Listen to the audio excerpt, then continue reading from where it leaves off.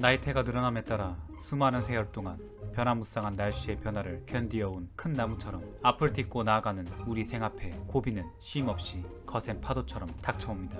제 개인적인 이야기로 시작해볼게요. 저는 2달 전에 직장을 옮겼습니다. 전 직장에 처음 입사했을 때는 대표의 미래지향적인 경영 가치관에 매료되었지만 그 미래라는 건 회사의 밝은 미래를 의미하는 것이지 저의 미래가 아니었습니다. 대표 가족들의 업무 간섭과 갑질을 견디며 3년 동안 자신만의 싸움을 이어나갔고 다행스럽게도 조건이 더 좋은 곳으로 이직했습니다. 한 번의 싸움이 끝난 후에는 그 다음 싸움이 우리의 여정을 지치게 만듭니다. 직장을 옮긴 후에도 현재 제 인생의 또 다른 싸움을 이어가고 있습니다.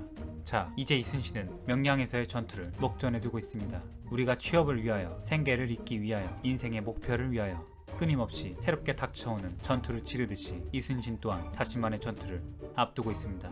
명량 앞바다에서는 어떤 일이 벌어졌을까요? 방책 없는 세상에서 이순신은 과연 인생의 해답을 찾았을지, 그 험난한 하루 동안의 전투는 생과 사 중 어느 길로 이어져 있을지를 지켜볼까 합니다. 9월 14일 밤에 임준영이 두 번째 첩보를 보내왔다. 임준영은 사안이 시급해 자신을 대신하여 마카의 척후병을 보내었다. 앳된 얼굴의 척후병은 민가의 창호지를 찢어낸 종이를 내밀었다. 종이 위에 급히 휘갈긴 글씨는 전투가 코앞에 닥쳐오고 있음을 의미하였다. 산에서 내려가 적의 포구에 바짝 다가가니 적의 배는 300여 척이었습니다. 적들은 창검과 조총을 닦아 모두 배에 싣고 붙잡힌 30명가량의 조선여자 중 10명은 배에 태웠고 나머지는 목을 베었습니다. 저는 수하를 거두어 우수영 본대로 합류하고 싶습니다. 임무를 지시하여 주십시오. 그날 밤 척후병은 벽파진에 머물지 못하고 돌아갔다. 잠시 후 이순신은 군관들과 장졸들을 모두 모아놓고 말했다. 명량에서 적을 막겠다. 우수영으로 돌아가서 기다리자. 오늘 밤 전 함대는 발진하라. 마치 타국의 언어라도 들은 듯이 모두의 표정이 얼어붙었다.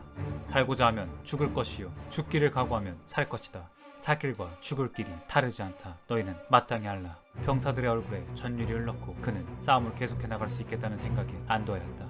새벽이 오기 전에 전선 12척과 군사를 해남 우수영으로 옮겼다. 다음날 새벽에 군사들을 시켜 우수영 주변 백성들을 모두 산 위로 대피하도록 하였다. 백성들이 우수영 마당 안으로 몰려와 쓰러져 뒹굴며 울부짖었다. 그들의 대부분이 늙은이와 부녀자였다. 나으리 짐승이 아니고서야 어찌 산 위에서 살 수 있겠습니까? 차라리 저희들을 다 죽여주시오. 칼찬 자의 죄가 실로 크다. 내 이번 싸움에서 기필코 이길 것이니 그만 물러가거라. 마음속에 눈물을 머금은 채 거짓말이라도 그렇게 말할 수밖에 없었다. 그런데 군사들에게 떠밀려 억지로 산 위로 올라갔던 그 백성들이 까닭없이 산 아래로 무너지듯이 내려오면서 산 위로 올라가는 백성들과 부딪히며 뒤엉키는 소란이 일어났다. 군관을 지켜 알아본 바 해남 쪽에서 피난온 늙은 어부가 적들이 이미 산 위에서 진을 치고 있다. 산으로 가면 죽는다는 헛소문을 퍼뜨린 것이었다. 늙은 어부는 백성들이 가재 도구와 가축들을 내던지고 산 아래로 도망간 사이 그것들을 훔쳤다. 군관에게 잡혀온 늙은 어부를 백성들이 보는 앞에서 목을 베었다. 소란을 수습한 후 수령들과 군관을 불렀다. 미주왕 첨사, 김응암, 평산포 대장, 정응두, 거제현령, 아니 똑두만호, 송여종들이었다. 상황은 급박했다. 그들의 머릿속에는 적의 전선 300여 척 앞에 매로이 진을 친 12척의 배가 떠오를 것이었다. 그들을 설득할 시간이 없었다. 그저 그들이 따라주기를 바랄 뿐이다. 날이 밝은 날에 싸울 것이다. 격군들을 채워라. 잠깐의 정적이 흘렀다. 송여종이 겨우 입을 열었다. 바다에서 진을 어찌 펼치실 요량이신지요. 송여종은 이순신의 믿음직한 전령이었다.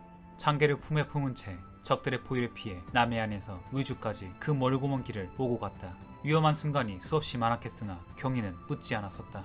그는 언제나 살아 돌아왔다. 그런 그가 진을 묻고 있는 것이었다. 자네 생각은 어떠한가? 머뭇거리는 송여종을 대신해 안위가 말했다. 12척으로 진을 짠다면 대체 어떤 일자젠 뿐이다. 12척으로는 다른 방도가 없다. 다시 정적이 흘렀다. 한참 후에 김응암이 말했다. 12척을 담아 일렬횡대로 적 앞에 펼치신다는 말씀이시온지. 그렇다. 밝는 날 명량에서 일자진으로 적을 막겠다. 적의 선두를 부수며 물살이 바뀌기를 기다려라. 중심이 무너지면 적은 300척이 아니라 다만 300개의 한 척일 뿐이다. 수령들은 돌아갔다. 이순신은 잠이 오지 않았다. 날이 셀 무렵에 임준영과 그의 수하들이 돌아왔다. 그의 말에 따르면 적들은 전날 밤 발진 준비를 마치고 가축을 잡아 병조를 먹였다고 한다. 임준영과 그의 수하들을 안위의 배에 배치하였다. 우수영 뒷산에서 울부짖는 백성들의 소리가 들려왔다. 아침에 봉화는 진도의 해안을 따라 빠르게 옮겨붙으며 다가왔다. 하얀 파도가 말대처럼 북서 방향의 목포 쪽으로 달려갔다. 적들이 그 물살을 타고 몰려오는 것이었다. 망군 한 명이 헐레벌떡 달려와 보고했다. 헤아릴 수 없는 많은 적선들이 명량으로 몰려오고 있습니다. 격군들은 이미 전선에 승선해 있었다. 멍하니 봉화를 바라보고 있던 수령들과 군관들을 다그쳤다. 가자, 명량이다. 그는 대장선에 올라 이문 쪽을 향해 소리쳤다. 군관이 복창했다.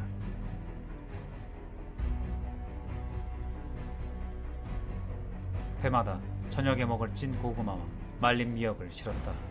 싸움은 짧을 테지만 아주 짧지는 않을 것이었다. 다음 날 아침은 대책이 없었다. 밝은 날 아침에 적의 군량으로 그의 군사들을 먹일 수 있을 것인지 아니면 먹일 필요가 없을 것인지를 생각할 수가 없었다. 그 사이에 명량의 물길은 엎치락뒤치락 4번을 바뀔 것이었다. 명령은 복창으로 퍼져나갔다. 쇠나팔이 3번 울렸다. 영유의 물결이 거세었다. 노예의 힘은 영유의 물결과 힘겹게 비기고 있었다. 멀리서 수없이 몰려오는 영유의 물결은 물살이 바뀌기까지의 지난한 전투를 예고하는 듯했다. 격군들을 다그치는 격군장들의 북소리가 다급해져갔다. 격군들은 노에 들러붙어서 2명씩 마주보며 온몸으로 노를 저었다. 북소리 한 번에 앞으로 또 한 번에 뒤로 당겼다. 명량 어귀에 이르자 북소리는 난타로 바뀌었고 격군들은 이에 따라가지 못하였다. 배는 밀리고 나아가기를 반복했다. 북과 물결의 힘 사이에서 격군들의 몸이 으스러지고 있음이 느껴졌다. 명량의 서쪽 어귀에서 일렬 총대가 좌우로 갈라지며 한 겹의 팽대로 바뀌었다. 그 뒤는 다시 넓어지는 바다였다. 나아가지 마라, 기다리자. 북소리가 잦아들었지만 영유에 떠밀려가지 않으려면 노를 계속 저어야 했다. 이곳의 좁은 물길은 잘 죽을 수 있는 자리였다. 이곳은 적과 그의 공동의 사지였다. 물결은 짐승 울음소리를 내며 달려나갔다. 대장선의 이물이 솟구쳤다가 곤두박질 치기를 반복했다. 심열 종대의 적은 마치 드넓은 바다를 헤엄치는 물고기 떼처럼 빠르게 다가왔다. 적은 벽파진 앞바다에서 왼쪽으로 방향을 틀며 명량을 향해 접근했다. 빨간기, 노란기, 흰기, 검은기를 펄럭거리며 다가오는 적의 연합 함대는 어떤 환상을 보는 것처럼 화려했다. 적들은 명량을 순류로 여기고 있음에 틀림이 없었다. 9월 15일에 정오 무렵이었다. 바람의 흐름이 끊어질 때마다 우수영 쪽 산 꼭대기에서 백성들이 울부짖는 소리가 들려왔다. 적은 1열과 2열을 합치며 양쪽에서 벌리며 달려들었다. 진을 물렸다. 적의 3열이 가세에 날개를 더욱 좁혀들자 다시 진을 물렸다. 일자진 뒤쪽의 바다는 갑자기 넓어진다. 거기까지 물러선다면 적의 포위를 벗어날 수 없을 것이었다. 물러설 자리는 넓었지만 물러서서 살 자리는 없었다. 북서 밀물이 서서히 기세를 죽이더니 문득 호수처럼 고요해졌다. 잠잠한 바다는 존망의 길을 역전시킬 또 다른 역류를 예고하고 있었다. 드디어 밀어붙일 때였다. 적의 제1열을 부수어라. 대장선의 쇠나팔이 길게 울렸다. 선두의 날개 뒤로 길게 들어선 적의 중심을 찔러 깨부술 차례였다.